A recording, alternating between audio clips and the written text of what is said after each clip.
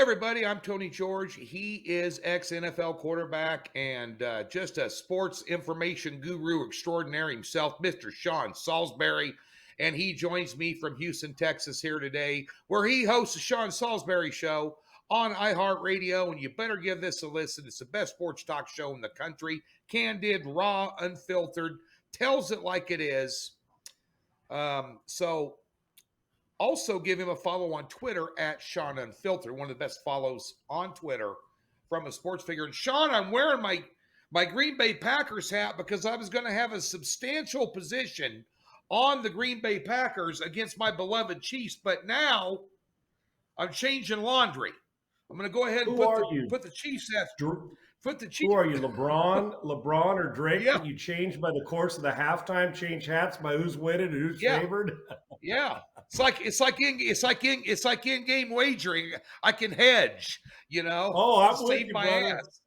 You can't lose this when you got your love, the Kansas City Chiefs, and you got that team in Green Bay. You spent a lot of time in that part of the country up there in the Wisconsin, Nebraska, that part. So you know them both. I love it, man. And it'll be I'm looking forward to this one, but the landscape of this game's changed over the last couple hours, hasn't it? Yes, it has. Aaron Rodgers has come down with COVID. I was going to have he would have shredded, and I mean shredded, that Kansas City I was secondary. all in Green Bay all the time on this, Tony. I was all Green Bay in this game. I'm not now. So there you go. So Kansas City opened up as a 2.5-point favorite. Then it went to Green Bay -1 yesterday morning. Yesterday afternoon, it went up to Kansas City to pick them. And with the news of Aaron Rodgers being out in this game, now the odds makers are telling you that he is over a touchdown better, a touchdown or better in terms of the point spread value. And the betting markets are going to react, and they're probably going to pound Kansas City. Sean, I guess my question to you is, are Aaron Rodgers, Tom Brady, let's go back to your day, Elway, Marino, to name a couple, Brett Favre, Montana, yeah. are those guys worth the 7 points on the spread? Yeah, we played more defense back then, though, Tony, overall. Yeah. Played more defense. Yeah. Considering, listen, if Elway's in a game and you take him out and you're playing the backup quarterback, that's 7 points. Hell, Danny might have been even worth more because of what they put. At least Denver ran the football, right, with John. But, yes, with Favre, yes, I would say that they're anywhere from a 6 to 8 point difference, depending on now, if you're Joe Montana and Steve Young comes in for you, well, while you may be a 7.5, 8 point difference, Steve Young closes that because we had 2 Hall of Famers, right? So I get that part of it. But the difference between the starter and the backup, between Aaron Rodgers and Jordan Love, I actually think it's more than this in this game, Tony. I do. Yeah. I know Kansas City's defense has struggled mightily. They're not protecting the quarterback overly well. They don't run the ball overly well. That being said, and they're just getting by. I mean, their offense wasn't very good. Mahomes is carrying a burden. His mechanics are not very good right now, but he's still Mahomes with all that talent. Green Bay's defense will put a little pressure. I'm just going to tell you, if you're with Spags, the defensive coordinator for Kansas City, you pressure and give Love all kinds of different looks. It'll be loud in your building because it's Green Bay. I think this is more than a touchdown swing. I do. Kansas City at some point's got to play a full game. They got to play a complete game. I don't know when it is. Maybe they're not capable of it now defensively, but think about the guys they're getting back that Green Bay missed when Rodgers was there, and they still went in with all those injuries and beat Arizona. I picked them last week to go beat Arizona. I thought a little bit too premature with all this stuff. Yeah. But Rodgers is that big a difference. I think Jordan Love will make some spectacular plays, but you'll see rookie rear its head. And even though he's not a rookie, I'm talking about rookie starter for the most part is what I'm talking about, Tony. It's a year 2 for him, and he doesn't get any starts because Aaron Rodgers doesn't let anybody play, okay? And this COVID, Kansas City Chiefs get right. And I'd change my thought a little closer if it was at home, but it's in Kansas City. I actually think this may be a double-digit win for the Chiefs because I think defensively they'll make enough plays against the young quarterback to get off. And Pat and those guys will make enough plays because they'll get a couple short fields in this one as well. I like Kansas City. And quite frankly, now with Aaron Rodgers out, I like him a lot. Got a question for you. You know, you spent a lot of years in the NFL. You spent a Grey Cup winning quarterback in the Canadian Football League, big time college football program. So you've seen a lot of football, Sean, and I know that you mentor some young quarterbacks on the side because of your passion for the game, your passion for the position. I'm curious to know what you think, and even looking at the Monday night game against the Giants, I'm curious what you think about what is your read this year in terms of Patrick Mahomes and his frustration. Where is he at right now? Because he's facing adversities that he hasn't faced before, and how do you think that he's handling that right now? I think there's 3 or 4 tiers to it, Tony, or prongs to it, right? One is when you know that you have to score 30 to be in a game. I know they didn't score 30 against Giants, but on a regular basis, look around the league at the quarterbacks that they got to face every week. I mean, that are in the league. Our first 20 are pretty damn good, right? I mean, honestly, you get down to the 15th guy and he can throw for 4,200 yards. I mean, we're pretty loaded at the position. But the burden that he's had, but knowing that, but still could get off the field, pass rush, when their offensive line pre-last Super Bowl, now they got 5 new guys, all those things come into play. You realize that I got to play great, but we can still, they were capable of overcoming 2 Mahomes interceptions and still beating you. They were. For whatever reason, it's different now. The league hasn't caught up to Patrick Mahomes. He's the number 1 asset in the league, Tony, still. He is still, if 32 teams have picked today and we threw it all into a pile and said, okay, whoever gets the first pick, who you taking? I don't imagine one of them, unless he's on crack, wouldn't take Mahomes first. And that's saying something with all the great players we got in the league. Mahomes still the number 1 asset in the league. But it's the burden, Tony, that you carry. It's psychologically, you know this in anything we do.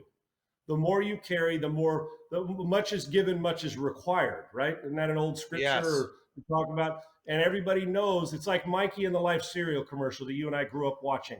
Let's get Mikey, he'll do anything. Meaning, let's get Pat. Pat can make every play. If we suck, don't worry, 15's got us. And he knows this. Yeah. And not that they don't have good players, but the puzzle is like when 2 pieces are missing at the end of that 1,500 thing puzzle, Tony, you scram. Where'd that one go? I can't find the last 2. There's some puzzle pieces missing to the Chiefs this year, whether it's up front, we know defensively. So Pat carries the burden of knowing he's got to make most plays, if not all of them. And so, Tony, what's that do? When you're used to throwing into windows and you say, I'm going to be judicious with the football, check down, hit a shallow crosser, sidestep, throw it out of bounds. What do you think now? Psychologically, it's like, I got to make that play. And so you take the shot. 3 is, you're talking about your Patrick Mahomes. If I say to you, what's the first 2 or 3 things we say about Mahomes? Arm strength through the roof. Great off-schedule guy. You know what off-schedule means, Tony? Run around, throw the ball, yank it out of your ass and make a throw, right? And then arm angle. He's a great pocket passer, but he's not Listen, if I was putting a thing up of 3 quarterbacks, I'd go, Brady, this is how you're supposed to do it. Somewhere in between, Rodgers is a low ball carrier off balance, so he really doesn't set his feet much. He's not great mechanically. Then you go to somebody else, Josh Allen, pretty solid mechanically. Somebody like that, right? And then, or Herbert, and then you get to Pat. I mean, so somebody in between, or even a guy like Kyler Murray, who drops the ball a little bit, but pretty sound mechanically because he played the position and his dad trained him and all that. So, and then you get to Mahomes, and you're like, well, big body, but sometimes looks this way and throws this way. Sometimes it's almost like being in the pocket's uncomfortable for him now, even though it's not, but it feels that way. So what does he do, Tony? And everything we talk about off schedule, you start to get it creeped in that every play you make is spectacular, hitting home runs. I think Pat's trying to hit a home run every time he throws it this year instead of hitting singles. Now there's a fine line, you got to do both. And so with that off schedule, you start to buy into it that you're Magic Johnson, no look pass all the time, so you're making them. And here's the last thing, and I'll leave it at this, Tony. I know it's a long answer, but all these are viable, and all of them are coming into play. Teams aren't playing press man and letting Tyreek Hill one-on-one coverage on a regular basis and playing him in man where he can sidestep the pass rush, scramble, be falling down, throw a ball 60 yards that a normal dude can't make, and hit a guy who's separated with one-on-one coverage. You know what they're doing now? Is they're playing him zone, dropping 7 and 8 people, and making him going through what the toughest thing for a quarterback to do in the world, unless you've been in the league 15 years, is consistently be patient and go through your progressions. Mahomes' biggest plays in the world have not been patient. They've been off schedule. And he makes a lot of pocket plays, but things are a bit different. And the mechanics, Tony, under duress right now, mechanics are going. And what happens, that tip ball that your guy caught last year, the window you threw it into the last 2 years, that's getting caught by somebody else. It's not single, it's doubled. And I get it. Now, listen, Mahomes is, him at 80% is better than half the world, okay? At that position, it's better than 80% of the world. But he's still, it's not just everybody else now. He's Superman, but Superman right now isn't, that phone booth, they need to put an extra quarter in it because he's got to shape up his mechanics and start playing on schedule a little more as well. Kansas City was given a gift this weekend, folks, by Aaron Rodgers catching COVID. And Sean likes them big over the Green Bay Packers. The total has dropped from 55.5 to 48. And I would play the under in this game because I don't think Green Bay's going to put up a ton of points. And Green Bay's defense is sneaky good. A lot of their success this year has been predicated on the arm of Aaron Rodgers in the media. But what has not been portrayed is how well their defense has played. And they will give Patrick Mahomes some issues. And Kansas City still leads the league in turnovers as 24% of their possessions result in a turnover. And if that happens this week, although Green Bay will not be able to exploit it as well as they would have with Aaron Rodgers under center, that will definitely keep the score down. So I'm going to lean under in this one with the current number at 48. Yeah, and you're so right about that, Tony, is that what happens is, hell, even if it's 31-10, they ain't getting that number, right? I don't think Green Bay is going to score a lot, even though Kansas, at some point, pride's got to kick in with the younger quarterback. Screw that. We're embarrassed this year. If you're Kansas City, we got to fix this. You're so right about Green Bay playing better. And you can't keep turning it over because what happens, you know what Green Bay is going to hope this week? Force the turnover, short field fumble recovery, right? Jordan Love gets to go 47 yards and 50 yards. And in the score, we get to 20. And maybe we can cause a few things where they're not running away. And we're in it in the fourth quarter. And you know this, Tony, when a team that's not as good as the other team, because of the quarterback, I mean, the Green Bay's a better football team than Kansas City is right now. But as a quarterback, then when you get down and you feel like you're in a game that you're not supposed to win, it's like, ooh, maybe we are better than them. And then the team that's supposed to win starts scrambling around saying, we're letting a team that shouldn't beat us hang around in our building. And then a tip ball, anything can happen. So I love the under in this game.